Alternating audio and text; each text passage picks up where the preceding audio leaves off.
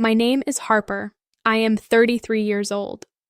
I was standing on the grand stage of the Plaza Hotel, accepting the Tech Innovator of the Year award in front of 500 industry investors, when my father walked up, took the microphone from my hands, and told the entire room that I was suffering from severe, untreated schizophrenia. As camera flashes blinded me, he handed me a court-ordered conservatorship document, while my mother stood behind him, weeping fake tears of maternal concern. They thought they were publicly humiliating me into submission so they could legally seize my $80 million cybersecurity firm. They didn't know I had spent the last 6 months turning that exact company into a federal honeypot. And by signing those hostile takeover papers, my father didn't just steal my company. He legally confessed to a decade of international money laundering. I want you to freeze the frame right there. Imagine the absolute, suffocating terror of standing under blinding spotlights in a tailored Valentino suit, holding a crystal trophy you worked your entire life to earn. You look out into a sea of billionaires, venture capitalists, and journalists, only to have your own father rip the microphone from your hands and broadcast to the world that you are legally insane. Look closely at his face. Look at the practiced, somber expression of a man pretending to be a heartbroken patriarch making the ultimate sacrifice for his sick daughter. Look at my mother, dabbing her perfectly dry eyes with a silk handkerchief. They had engineered a masterpiece of public humiliation. They chose the most important night of my career because they knew the presence of the media and high society elite would paralyze me. They expected me to break down, to scream, to cry, providing the exact hysterical performance they needed to justify the court order they were shoving into my hands. They had absolutely no idea that trying to gaslight a senior cybersecurity architect would result in a federal raid that would permanently lock them inside concrete cells. But to understand how a horrific medical smear campaign ended with the FBI crashing a black tie gala, we need to rewind. Before I take you back to the exact moment this monstrous psychological warfare began, please take a quick second to hit the like button and subscribe to the channel, but only if you believe that karma is best served ice cold, legally binding, and with a side of absolute truth. Also, drop a comment down below and let me know, where in the world are you watching from right now and what time is it there? I read every single one. Now, let me tell you how I became the quiet, devastating architect of my toxic family's total ruin. Long before the massive corporate valuations, the encrypted servers, and the corner office with the Manhattan skyline view, my life was defined by the harsh, exhausting reality of being the designated problem child in a household obsessed with the illusion of intellectual superiority. I grew up in an imposing, ivy-covered estate in the wealthy suburbs of Connecticut. From the outside, my family was the picture of upper-class respectability. My father, Marcus, was a powerful, deeply arrogant corporate litigator and a former county judge. My mother, Evelyn, was an art curator whose entire existence revolved around securing invitations to the right charity galas. But inside the walls of our estate, the psychological dynamic was a terrifying, suffocating labyrinth of control. There was my younger brother, Julian. If you looked up the clinical definition of a golden child, his picture would be perfectly framed next to it. Julian was charming, completely allergic to hard work, and possessed a deeply ingrained, delusional sense of entitlement. He walked through life leaving a trail of expensive cologne, failed business ventures, and maxed out credit cards. To my parents, he was a prince who could do no wrong. And then there was me. I was the scapegoat, the target.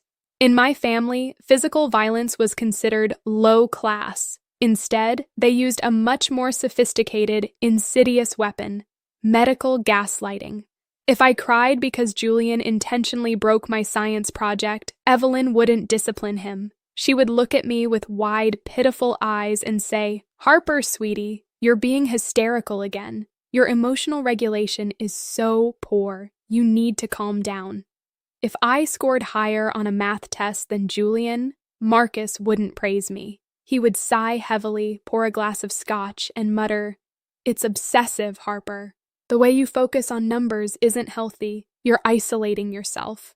You're acting abnormal.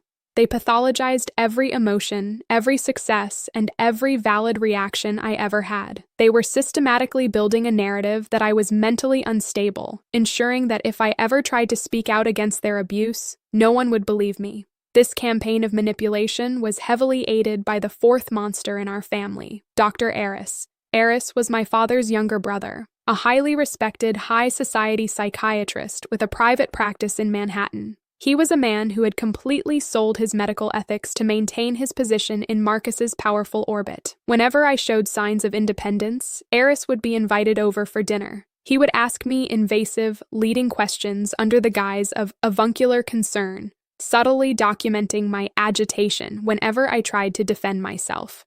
They were building a cage of diagnoses around me. So, the moment I turned 18, I ran. I didn't walk away, I sprinted. I legally emancipated myself, refused their money, and went to war with my own poverty. I paid my way through MIT by working overnight shifts at server farms, surviving on cold coffee and an agonizing, meticulous fear of debt. I channeled my childhood trauma, the constant need to find the truth hidden beneath layers of lies, into my career. I became a cybersecurity architect. For those unfamiliar with the tech world, my job is to build digital fortresses. I am hired by international banks, defense contractors, and massive corporations to hunt down vulnerabilities, track encrypted data, and stop elite hackers from stealing millions. I look at a perfectly functioning system and see the invisible cracks hiding between the code. By the time I was 33, I had built my own firm from the ground up. We held a valuation of $80 million. I was wealthy, fiercely independent, and had gone almost entirely no contact with my family for nearly a decade. I thought I was safe. I thought the distance had cured the disease. But toxic families do not respect distance. They only respect leverage. And 3 months ago, they realized they desperately needed mine. The illusion of my family's wealth had finally shattered behind closed doors. Julian, the golden child, had spent the last 5 years styling himself as a cryptocurrency guru. He had launched a massive, unregulated crypto exchange platform, aggressively courting investments from very wealthy, very dangerous individuals. It was a classic Ponzi scheme, and it had just collapsed. Julian had lost $20 million of other people's money. And the people he lost it to were not the kind who accepted apologies or filed civil lawsuits. They were the kind who sent men in black SUVs to break your knees. The entire family was in a state of absolute sheer panic. Marcus, despite all his posturing as a wealthy judge, didn't have $20 million in liquid cash to bail out his precious son. But they knew who did. They knew the crazy daughter they had banished was currently sitting on an $80 million empire. The phone call came on a Tuesday evening. I was sitting in my corner office overlooking the city when my father's name flashed on my secure line. I hesitated, then answered. "Harper," Marcus barked, skipping any pleasantries. His voice carried the same arrogant, commanding tone he used in the courtroom. "Julian is in trouble. Severe trouble. He needs capital immediately to cover a margin call. We need you to liquidate $20 million of your equity and transfer it to his holding account by Friday." I didn't yell. I didn't laugh. I simply pressed the record button on my desk phone, a habit born from years of dealing with corporate espionage. "No, Marcus," I replied smoothly, my voice devoid of any warmth. "I am not liquidating my company to pay for Julian's fraud. Do not call this number again." "Listen to me, you ungrateful little brat," Marcus snarled, the polished facade dropping instantly. "I am your father. I am telling you to help your brother, or I swear to God I will ruin you. I will take that company from you piece by piece." "Goodbye, Marcus," I said, and hung up. I blocked his number. I thought that was the end of it. I assumed it was just the hollow, desperate threat of a drowning man. I had absolutely no idea the horrifying lengths they were prepared to go to in order to break me. The psychological terrorism began exactly 4 days later. Gaslighting, when executed by professionals, is a slow, dripping poison designed to make you completely disconnect from your own reality. It is not a sudden explosion. It is a meticulous, terrifying erosion of your sanity. It started with small, impossible things. I lived alone in a high-security, luxury brownstone.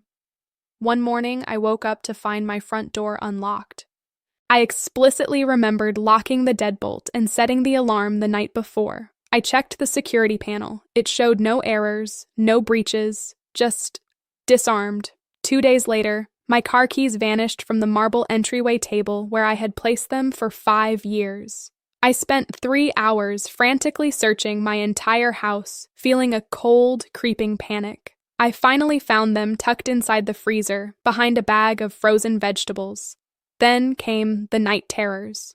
I woke up at 3 a.m. to the overwhelming, suffocating smell of natural gas. I ran to the kitchen. All 4 burners on my expensive Viking stove were turned on, unlit, quietly pumping gas into my home.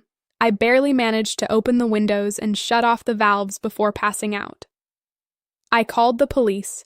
They inspected the house, found no signs of forced entry, and looked at me with polite, skeptical pity. They suggested I might be sleepwalking due to work stress. The terror was absolute.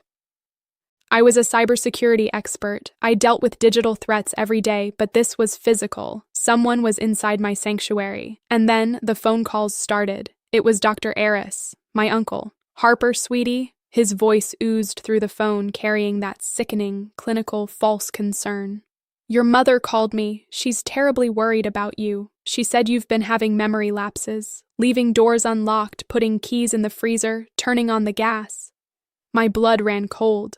I hadn't told my mother about any of those incidents. I hadn't spoken to her in months. How do you know about that, Eris? I demanded, my voice shaking despite my best efforts to keep it steady. Harper, please, you need to listen to me, he continued, completely ignoring my question, his tone dropping into a soothing, hypnotic cadence.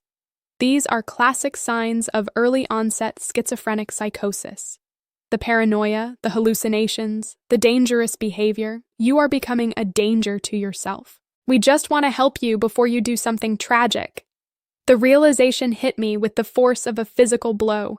This wasn't a haunting. This wasn't sleepwalking. This was an orchestrated, synchronized psychological assault.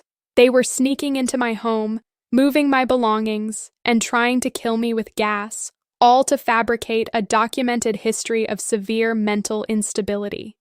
They were creating the perfect, terrifying narrative that I was losing my mind, supported by the expert testimony of my psychiatrist uncle. Let me pause right here and break the fourth wall. Have you ever been the target of a gaslighting campaign so vicious that you actually started to doubt your own sanity? Have you ever had toxic family members actively try to convince you and everyone around you that you are the one who is crazy just to cover up their own abusive agenda? How do you fight back against people who use your own mind as a weapon against you? Tell me your story in the comments below. Trust me, realizing you aren't alone in this nightmare helps. Because for exactly 48 hours, I was terrified. I sat on the floor of my kitchen, crying, wondering if the stress had finally broken my brain. But then, the crying stopped. The frightened, gaslit daughter retreated into the dark, and the senior cybersecurity architect took the wheel. If there is one thing I know better than anyone on earth, it is how to track a breach. I stopped treating my home like a sanctuary and started treating it like a compromised server. I didn't call the police again. I called my lead network engineer. Within hours, we had covertly installed 12 military-grade microscopic infrared cameras throughout my brownstone, completely bypassed from the main electrical grid and running on encrypted, independent cellular networks. I placed a tiny piece of clear Scotch tape across the bottom edge of my front door. I dusted the keypad of my alarm system with a specialized invisible UV powder. Then I waited. I didn't have to wait long. 3 nights later, at 2:14 a.m., the silent alarm on my encrypted laptop triggered. I was sitting in my dark home office, watching the live feed from the camera hidden in the foyer chandelier. I watched the front door open. My mother, Evelyn, stepped into my house. She wasn't wearing her usual designer gala gowns. She was wearing dark clothes and latex gloves. Behind her stepped my father, Marcus. He held a small, specialized electronic device, a high-end RFID cloner, which he used to seamlessly bypass my alarm panel without triggering the sirens. I sat in the dark, watching the feed in absolute chilling silence as the people who gave me life moved through my home like common thieves. I watched Evelyn take my favorite watch off the dresser and hide it inside a decorative vase. I watched Marcus walk toward the kitchen, reaching for the knobs on the gas stove. They were actively, meticulously trying to drive me insane. They were willing to risk burning my house down just to manufacture the evidence they needed to declare me legally incompetent. I didn't run downstairs and confront them. I didn't scream. I hit the record button on the server, capturing every single second of their felony breaking and entering in flawless 4K resolution. When they left, slipping back into the night, I didn't sleep. I opened a second, heavily encrypted terminal on my laptop. If Marcus had the audacity to use an RFID cloner to breach my physical network, I was going to breach his digital one. Marcus was an arrogant man. Arrogant men use the same passwords for their home security as they do for their private law firm servers. It took me less than 40 minutes to bypass the firewall of his boutique legal practice. I didn't just find his personal emails. I found the motherlode. I found a hidden directory titled Vanguard Holdings. I spent the next 6 hours downloading and decrypting thousands of files. When I finally cracked the ledger, the sheer staggering magnitude of his criminality made my jaw drop. Julian's $20 million crypto failure wasn't just a mistake. It was a massive money laundering operation. Marcus had been using his law firm's escrow accounts to funnel dirty money from international clients, oligarchs, cartel bosses, dangerous people, directly into Julian's unregulated crypto exchange to wash it clean. When the crypto market crashed and the exchange collapsed, the $20 million didn't just disappear. It burned up in the crash, leaving Marcus and Julian owing massive debts to some of the most lethal criminals on the planet. They were desperate. They needed my $80 million company to liquidate assets and pay back the cartels before they were killed. And then I found the final document, the blueprint for my destruction. It was a draft of a petition for emergency conservatorship, filed in a district court where Marcus still had powerful judicial connections. Attached to the petition was a sworn, signed affidavit from Dr. Aris, diagnosing me with severe schizoaffective disorder with paranoia and homicidal ideation. The petition requested that Marcus be granted full, immediate legal control over my medical decisions, my personal assets, and most importantly, my company. They weren't just trying to steal my money. They were trying to legally erase my autonomy as a human being. They intended to strip me of my rights, lock me in a psychiatric facility under Aris's care, and liquidate my life's work to save their golden child. The horror of their plan was absolute. But as I sat in my dark office, the sun beginning to rise over the city, I didn't feel fear anymore. I felt the cold, hard, metallic certainty of a predator who had just discovered exactly where to place the trap. They wanted to play a game of federal corporate law and psychological warfare. They had forgotten that I literally wrote the code on how to destroy a network from the inside out. I didn't call a therapist. I called the most ruthless, terrifying corporate litigator in Manhattan, a woman named Ms. Sterling. "They're coming for the company," I told her, sitting across from her massive desk later that morning. Sterling reviewed the hacked ledgers, the forged medical affidavit, and the video of my parents breaking into my house. She didn't gasp. She smiled, a slow, shark-like grin. "They want to put you in a conservatorship to seize the assets," Sterling said, her voice humming with predatory satisfaction. "They think they can use a corrupt judge to blindside you and take the keys to the castle." "Yes," I replied smoothly. "So, we are going to give them the keys." Sterling raised an eyebrow. "You want to hand them an $80 million cybersecurity firm?" "No," I said, leaning forward. "I want to hand them a honeypot." Let me explain the concept of a honeypot in cybersecurity. A honeypot is a decoy system. It is specifically designed to look exactly like a highly valuable, vulnerable target, a server full of passwords, a database of credit card numbers. You leave the door slightly unlocked, waiting for the hacker to breach it. But the moment they step inside and take ownership of the data, the trap snaps shut. The honeypot doesn't just record their presence, it tracks their IP, downloads their malware, and exposes their entire network to immediate, catastrophic retaliation. I was going to turn my $80 million company into the most devastating legal honeypot in corporate history. Over the next 5 months, I operated in absolute terrifying silence. I played the part of the erratic, deteriorating daughter perfectly. I ignored their calls, I let my voicemail fill up, I occasionally sent vague, disjointed emails to my mother to feed their narrative that I was losing my grip on reality. Meanwhile, behind the scenes, Sterling and I executed a financial maneuver so complex and legally airtight it would make the SEC weep with joy. I legally dissolved my primary holding company. I created a brand new, entirely invisible, irrevocable blind trust, headquartered in a jurisdiction notoriously hostile to conservatorship seizures. I transferred every single valuable asset, the proprietary software patents, the federal defense contracts, the massive cash reserves, and the physical servers, directly into the blind trust. What remained was the original corporate shell, the LLC that bore my name. It still looked like an $80 million company on paper, but it was completely empty of actual value. Then I armed the bomb. Using the evidence I had hacked from Marcus's servers, I meticulously uploaded the entire unredacted history of his international money laundering operation directly into the internal servers of the empty shell company. Every fake invoice, every illegal escrow transfer, every communication with the cartel bosses. I embedded it deep within the company's financial architecture. I made it so that anyone who legally assumed ownership of that specific LLC would automatically, undeniably, inherit the digital footprint of a massive, multi-million-dollar federal crime syndicate. The trap was fully set.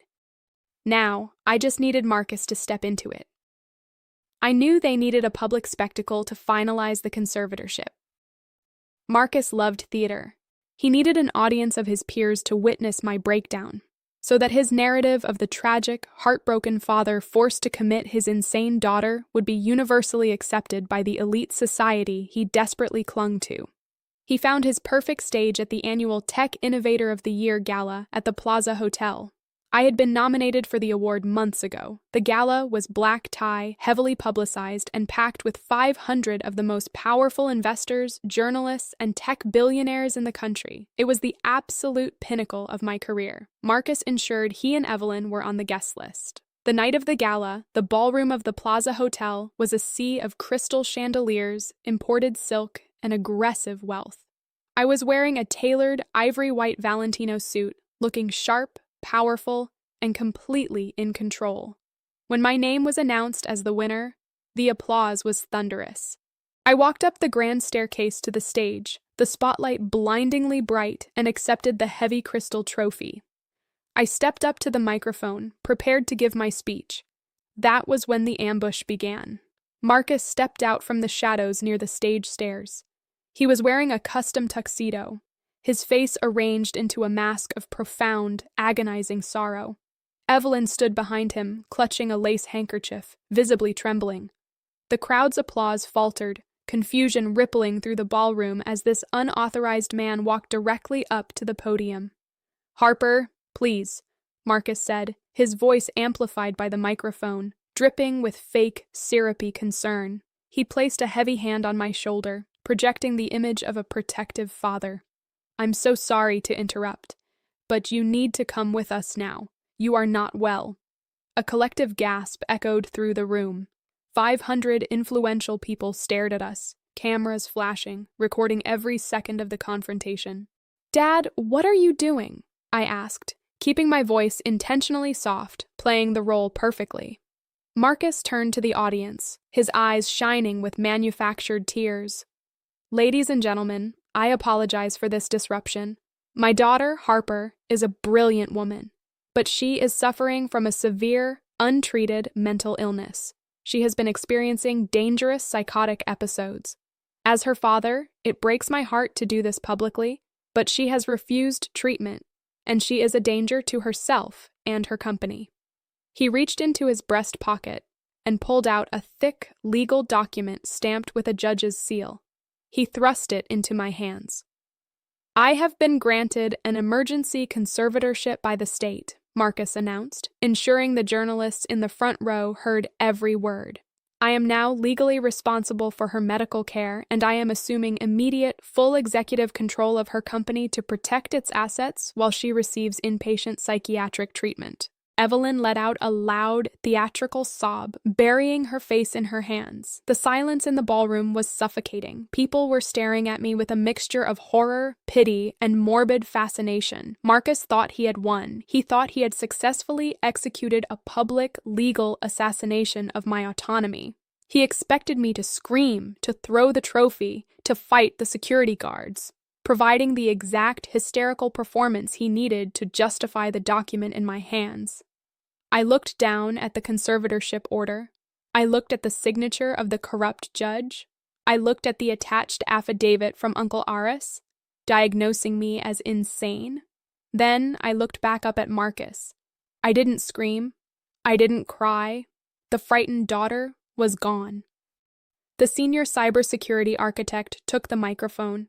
I offered a slow, chilling, utterly peaceful smile. "Thank you, Marcus," I said, my voice echoing clearly across the silent ballroom.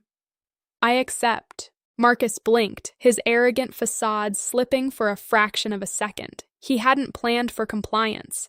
He hadn't planned for me to be calm. You accept?" he stammered, lowering his voice so only I could hear. "I do," I replied smoothly. I reached into my jacket pocket, pulled out a sleek, expensive fountain pen, and signed my name on the acknowledgement line of the conservatorship document. I handed the paper back to him. "By signing that document, Marcus, you have officially, legally assumed total executive control and ownership of my corporate LLC," I stated, my voice amplifying through the speakers again. "Yes, I have," Marcus said, puffing his chest out, trying to regain his dominant posture in front of the crowd. "To protect the company. To protect the company," I repeated, a cold laugh escaping my lips. "That's fascinating, because as the new legal owner of that specific corporate entity, you are now legally responsible for all data housed on its primary servers." I reached into my pocket again and pulled out my smartphone. I didn't look at Marcus. I looked directly at the massive 50-foot LED projection screen behind the stage, which currently displayed the logo of the awards ceremony. I tapped a single button on my phone screen. The massive LED screen flickered. The award logo vanished. It was replaced by a high-resolution, undeniable display of Marcus's hacked internal ledgers. The screen showed the massive offshore wire transfers, the fake escrow accounts, and the detailed, time-stamped communications with known international money launderers. The entire ballroom gasped in unison. The silence shattered into a roar of shock and confusion. Marcus whipped around, staring at the 50-foot projection of his own federal crimes. The color completely, violently drained from his face. He looked like a man who had just been shot. "What is this?" Marcus shrieked, his voice cracking, the polished judge entirely gone, replaced by a terrified, cornered animal. "Turn that off! That's fake! She's crazy! She's having an episode!" "I'm not crazy, Marcus," I said, my voice dropping an octave, razor sharp and deadly. "I'm a cybersecurity expert. Did you really think you could try to steal my $80 million company and I wouldn't audit your entire existence?"